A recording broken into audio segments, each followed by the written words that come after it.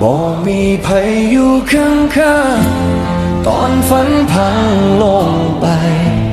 คนที่หักก็จากไปเหลือแต่ใจที่ยังสู้ทางมันไกลและขวากน้ำแต่ใจก็ยังบ่ถอยถึงสิล้มบ่รู้กี่เทื่อก็สิลุกอีกเทื่อเด้อ